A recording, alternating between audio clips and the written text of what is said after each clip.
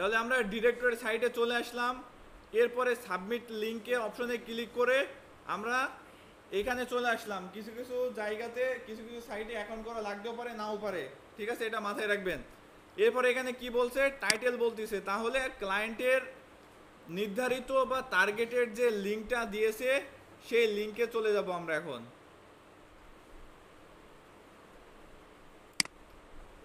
এটা ওয়েবসাইট ক্লায়েন্টের দেওয়া লিঙ্ক কোনটা, ইমেল মার্কেটিং, রাইট। তাহলে এখান থেকে আমরা টাইটেলটা নিয়ে নিলাম।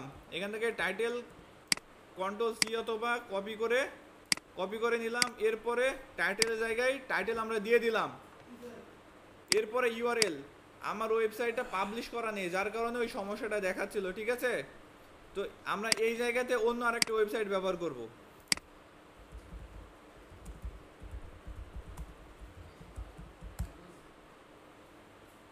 আমরা এই সাইটটা ব্যবহার করি।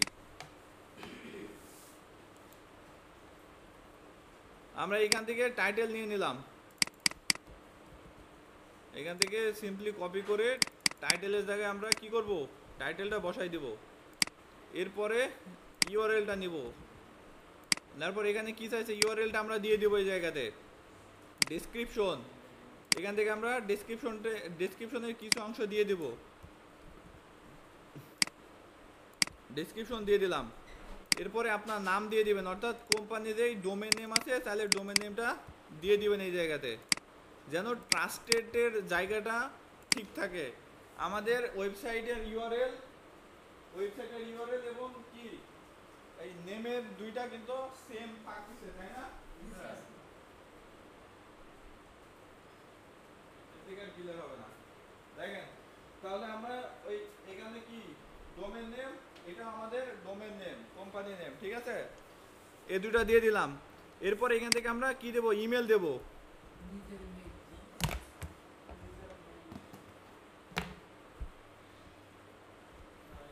এখান থেকে ইমেল দিয়ে দিলাম। এরপরে ক্যাটাগরি আমরা এখান থেকে সিলেক্ট করে দেবো। এটা কি ধরনের ক্যাটাগরি, এটা হচ্ছে অ্যাডভার্টাইজিং, দেখলাম না তখন।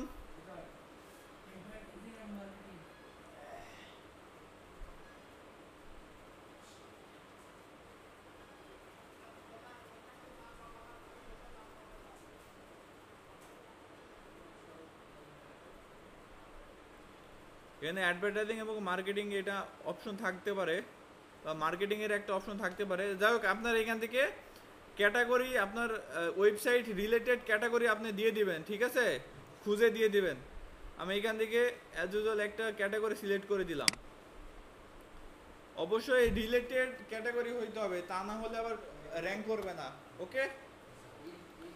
এরপরে I am not a robot, এখানে ক্লিক করব, ক্যাপচাটা ফিল আপ করে দিয়ে একটু, এরপরে কন্টিনিউ ক্লিক করব। দেখি আমাদের লিঙ্কটা সাবমিট নেয় কি না। আচ্ছা, ক্যাপচা সাকসেসফুল, এই লিঙ্ক দেখেন সাবমিটেড, অর্থাৎ আমাদের লিঙ্কটা কিন্তু কি হয়েছে, সাবমিট হয়ে গেছে, তাই না। এরপর দেখেন আমরা এই সাইটে রিসেন্ট লিঙ্ক নামে একটা অপশন পাইছিলাম। এই সাইটে দেখেন লেটেস্ট লিঙ্ক একটা অপশন আছে, আমরা এখানে ক্লিক করব। ক্লিক করার পরে আমরা যে লিঙ্কটা সাবমিট করলাম সেটা এখানে দেখাচ্ছে। তাহলে এটার আমরা এবার একটা স্ক্রিনশট নিব। স্ক্রিনশট নিয়ে আমরা একটু মার্কিং করে যাই, এই জায়গাতে মার্ক করে দিলাম। এরপরে আমরা এই অপশনটাতে ক্লিক করব। এই অপশনে ক্লিক করলে আমাদের যে ইমেজটা এটা লিঙ্ক আকারে চলে আসবে। এখান থেকে কপি করলাম, এবার শিটের আমরা এইখানে পেস্ট করে দিলাম। এখন ক্লায়েন্টে এই শিটটা আপনি কি করবেন, শেয়ার করে দিবেন। ক্লায়েন্ট যদি প্রুফ হিসাবে দেখতে চায় সেক্ষেত্রে এই যে লিঙ্ক আছে, লিঙ্কের উপর ক্লিক করলে আপনার যে স্ক্রিনশট, সেই স্ক্রিনশটটা এই জায়গাতে শো হবে। এটা লোড নিচ্ছে।